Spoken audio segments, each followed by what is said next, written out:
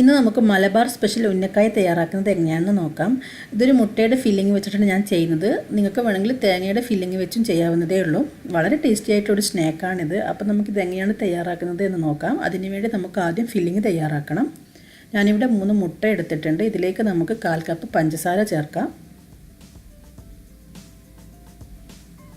ഒരു നുള്ളു ഏലക്കാപ്പൊടി കൂടി ചേർത്ത് നല്ലവണ്ണം ഒന്ന് മിക്സ് ചെയ്തെടുക്കാം.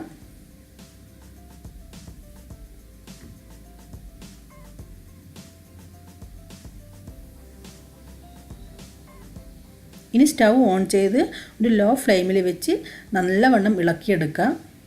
അടിക്ക് പിടിക്കാതെ ഇളക്കിക്കൊണ്ടേ ഇരിക്കണം.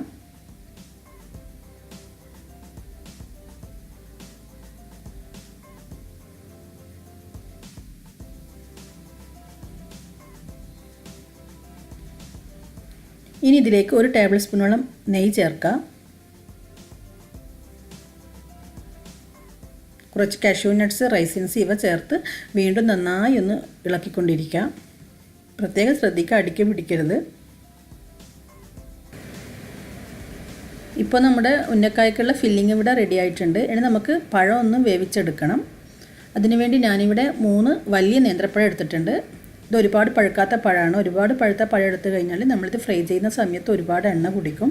അതുപോലെ കയ്യിൽ വെച്ച് ഉരുട്ടിയെടുക്കാനും ബുദ്ധിമുട്ടായിരിക്കും. അപ്പോൾ നമുക്കിതിനെ നന്നായി ഒന്നൊരു സ്റ്റീമറിലിട്ട് വേവിച്ചെടുക്കണം.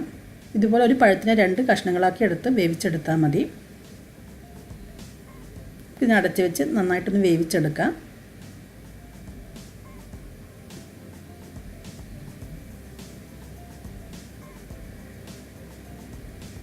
ഇപ്പോൾ നമ്മുടെ പഴം നല്ലവണ്ണം വെന്ത് വന്നിട്ടുണ്ട്. ആ ഒരു തൊലിയൊക്കെ ഒന്ന് പൊട്ടി വന്നിട്ടുണ്ട്. ഇനി നമുക്കിതിനെ ഒന്ന് ഇതിൽ നിന്ന് മാറ്റാം. ഇനി ഈ പഴത്തിൻ്റെ നടുവേ ഒന്ന് കീറിയതിന് ശേഷം ഈ നടുവിലുള്ള ബ്ലാക്ക് മാറ്റിയിട്ട് മിക്സിയുടെ ചെറിയ ഗ്രൈൻഡറിലിട്ട് നന്നായി ഒന്ന് അരച്ചെടുക്കണം. കണ്ടില്ലേ, മുഴുവൻ പഴവും ഇങ്ങനെ ചെയ്തെടുത്തതിന് ശേഷം അരച്ചെടുത്തതാണിത്.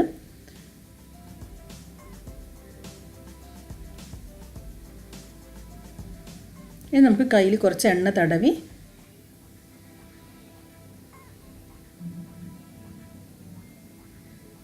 ഇതുപോലെ കുറച്ച് പഴം എടുത്ത് ഇങ്ങനെ കയ്യിൽ വെച്ച് ഉരുട്ടിയതിന് ശേഷം കയ്യിൽ വെച്ച് നന്നായി പരത്തിയെടുക്കണം.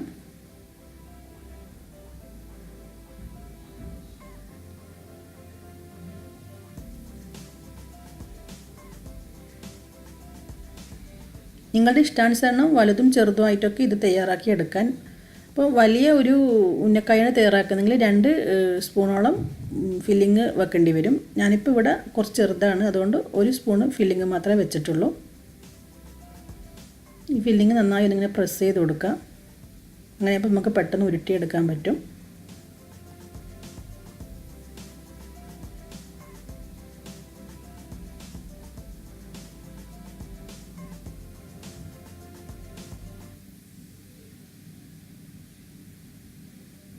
ഇങ്ങനെ കയ്യിൽ വെച്ച് നന്നായി ഉരുട്ടിയെടുക്കാം.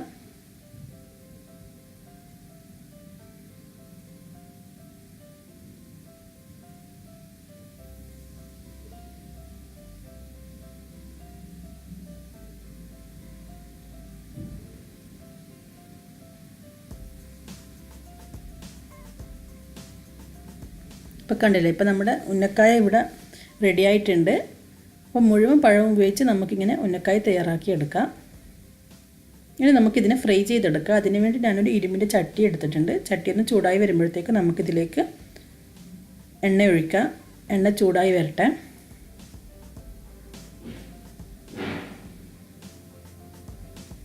എണ്ണ നന്നായി ചൂടായിട്ടുണ്ട്. ഇനി നമുക്കിതിനെ ഫ്രൈ ചെയ്തെടുക്കാം. എണ്ണ ചൂടായതിന് ശേഷം ഒരു മീഡിയം ഫ്ലെയിമിൽ വെച്ച് ഫ്രൈ ചെയ്തെടുത്താൽ മതി.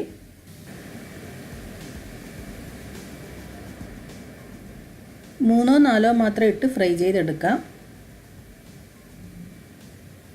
അതുപോലെ ഇതിനെ തിരിച്ചിടുന്ന സമയത്ത് പ്രത്യേകം ശ്രദ്ധിക്കുക. ശ്രദ്ധിച്ച് ചെയ്യുക, അല്ലെങ്കിൽ ഇത് പൊട്ടിപ്പോകാനുള്ള സാധ്യതയുണ്ട്.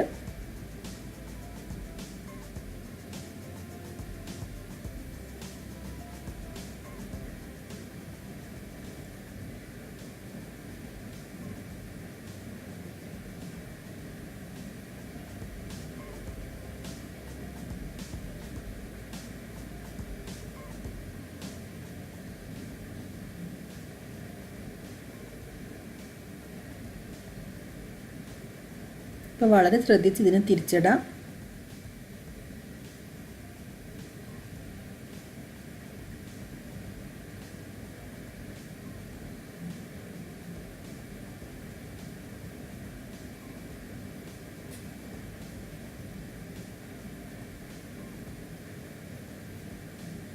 അപ്പോൾ നമ്മുടെ ഉന്നക്കായ ഇവിടെ ഒരു ഗോൾഡൻ കളറായി വന്നിട്ടുണ്ട്. നമുക്കിതിനെ ചട്ടിയിൽ നിന്ന് മാറ്റാം.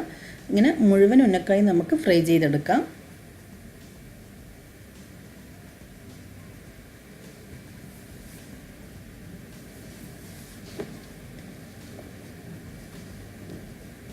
അപ്പോൾ എല്ലാവരും ട്രൈ ചെയ്ത് നോക്കുക. എന്തായാലും നിങ്ങൾക്ക് ഇഷ്ടമാവും. ഇഷ്ടമെങ്കിൽ ലൈക്ക് ചെയ്യുക, ഷെയർ ചെയ്യുക, സബ്സ്ക്രൈബ് ചെയ്തിട്ടില്ലെങ്കിൽ സബ്സ്ക്രൈബ് ചെയ്യുക.